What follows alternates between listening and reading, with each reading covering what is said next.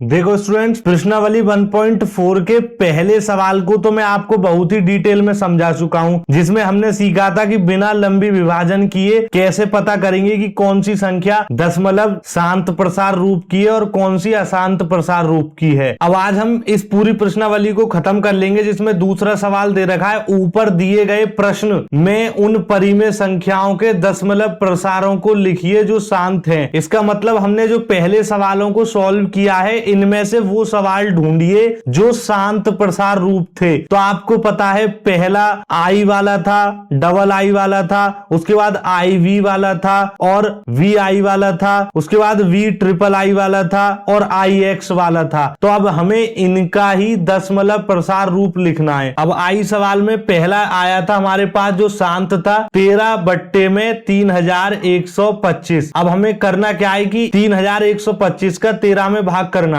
तो देखिए ऐसे तो जाएगा नहीं, तो पहले लगा देंगे 0, उसके बाद यहां लगा देंगे पॉइंट। इससे क्या होगा कि जो 13 था वो ऐसा ही लिखा रहा, पॉइंट लगने के कारण इसमें एक 0 बढ़ गया। ठीक है, अब भी नहीं जाएगा तो यहां एक 0 लगा देंगे, यहां पर भी एक 0 लगा देंगे। उसके बाद अब 1300 हुआ है, तो 1300 का 3125 में पहाड़ा नहीं जाएगा, तो फिर क्या करेंगे, एक और 0 बढ़ा देंगे और यहां पर भी एक और 0 बढ़ा देंगे। अब 3125 का पहाड़ा 13000 में बहुत ही आसानी से चला जाएगा। और जब हम इसको भाग करेंगे तो हमारे पास वैल्यू आएगी 0.00416। बस हमें इतना ही करना होगा और हमारा ये सवाल कंप्लीट हो चुका है। ठीक है, तो आप चाहें तो डायरेक्ट आंसर भी लिख सकते हैं 0.00416 या फिर कुछ इस तरीके से बढ़ाकर भी कर सकते हैं। एक हमारा डबल आई वाला सवाल आया था शांत दशमलव प्रसार रूप का, जो है 17/8। अब 8 का भाग 17 में करेंगे तो आएगा 8 दूनी 16, उसके बाद 1 बचेगा, फिर वहां लगा देंगे 0 और फिर बचेगा 125। जब हमने 8 का भाग 17 में किया तो हमारे पास ये वाली वैल्यू मिल जाएगी। कुछ इसी तरीके से आपको करना होगा। उसके बाद हमारे पास निकल कर आया था चौथा सवाल शांत दशमलव प्रसार रूप का 15/1600। अब हमें इसमें भी इसी तरीके से भाग करना होगा जैसे कि मैंने आपको ऊपर वाले सवाल में कर दिखाया 13/3125 का। तो ठीक ऐसे ही आपको इसमें करना है। और जब हम इसमें भाग करेंगे तो हमारे पास वैल्यू आएगी 0.0093775। ये मैं पहले से ही कर चुका हूं, सिर्फ आपको शॉर्ट टाइम में कर दिखा रहा हूं। ये भाग आपसे भी आते होंगे। उसके बाद हमारे पास छठवां सवाल निकल कर आया था शांत दशमलव प्रसार रूप का, जो था 23/2 और 5/2। अब जब हम इसको घातों को कंप्लीट तरीके से खोलेंगे और गुणा करेंगे तो हमारे पास वैल्यू आएगी 1000। अब 1000 का भाग करना है हमें 23 में, तो हमारे पास वैल्यू निकल कर आएगी भाग करने के बाद 0.115। ऐसे ही हमारे पास एक और सवाल निकल कर आया था वी ट्रिपल आई, यानी कि 6/15। अब 6/15 को काटेंगे तो हमारे पास आएगा 2/5, क्योंकि 3 से काटेंगे 3 दूनी 6, 3 पंजे 15। अब 5 का भाग 2 में करेंगे तो हमारे पास वैल्यू मिलेगी 0.4। कुछ इस तरीके से हमारा ये सवाल हो जाएगा। और उसके बाद में एक और लास्ट सवाल हमारे पास निकल कर आया था आई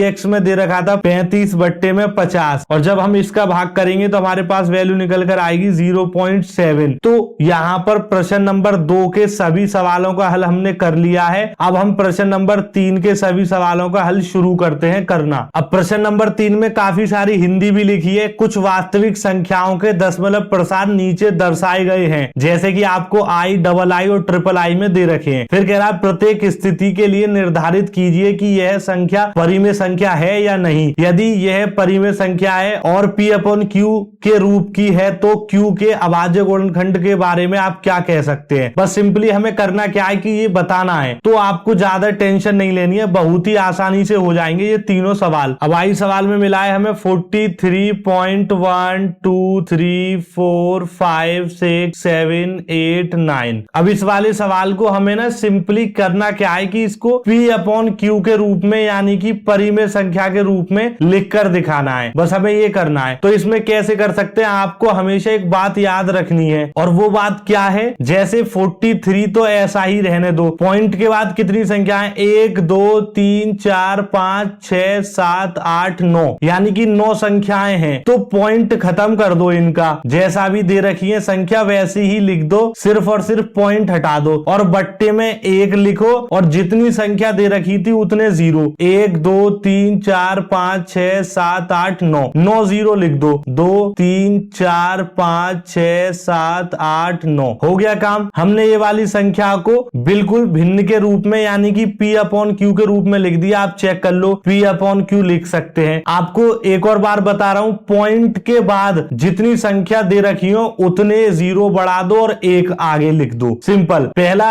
अगर एक संख्या दे रखी है तो 1 0 और 1 बना दो, 2 दे रखी है तो 2 0 और 1 बना दो। यहां पर 9 संख्याएं दे रखी हैं तो 9 0 और 1 नंबर मैंने बना दिया। अब इसको मैं ऐसे भी लिख सकता हूं, 4 3 1 2 3 4 5 6 7 8 9 और ये 10 की पावर बन जाएगी 9 बार, क्योंकि 9 0 दे रखे हैं तो 10 की पावर 9 बन जाएगी। अब आपको पता है कि 4 3 1 2 3 4 5 6 7 8 9 और इसको हम लिख सकते हैं 2 × 5 की पावर 9। तो आपको पता होगा अब ये 2 की पावर n × 5 की पावर m के रूप का है। इसका मतलब ये हमारी एक परिमेय संख्या है। बस हमें इतना ही इस सवाल में करना होगा और हमारा सवाल ये वाला खत्म हो जाएगा। डबल आई सवाल में दे रखा है 0.120, फिर 1200, फिर 12,000, फिर 1,20,000 और इस तरीके से ये संख्या देती जा रहे हैं और ये इनफाइनाइट तक चल रही है, यानी कि अपरिमित है। तो ये संख्या क्या होगी? तो ये संख्या सिंपली अपरिमेय होगी। ये आपको भी पता है क्योंकि ये खत्म ही नहीं होगी, तो ये अपरिमेय संख्या होगी। बस इसका उत्तर हमें बस इतना ही लिखना होगा और इसका दशमलव प्रसार रूप ही अशांत आवृत्ति का है, तो ये अपरिमेय संख्या होगी। उसके बाद में हमारे पास ट्रिपल आई सवाल दे रखा है जिसमें लिखा है 43.123456789। ये पिछले सवाल की तरह ही है, बस इस पे बार चढ़ा हुआ है, कुछ इस तरीके का बार। अब ये आपको पता है कि जब भी कोई भी संख्या के ऊपर बार चढ़ जाता है उसका मतलब होता है कि वो संख्या फिर दोबारा से ऐसी की ऐसी रिपीट हो जाएगी बार के बाद में। तो फिर हम इसको भी कह सकते हैं कि ये हमारी अपरिमेय संख्या होगी और इसका दशमलव प्रसार रूप अशांत आवृत्ति का है। यहीं पर आकर प्रश्नावली 1.4 कंप्लीट हो जाती है और यहीं पर हमारा पार्ट नंबर 1 कंप्लीट हो गया है। इसके सारे हल हम कर चुके हैं। नेक्स्ट वीडियो में हम पार्ट नंबर 2 के सभी सवालों को हल करना सीखेंगे और इस वीडियो के बारे में अपनी राय हमें कमेंट बॉक्स में जरूर बताएं। धन्यवाद।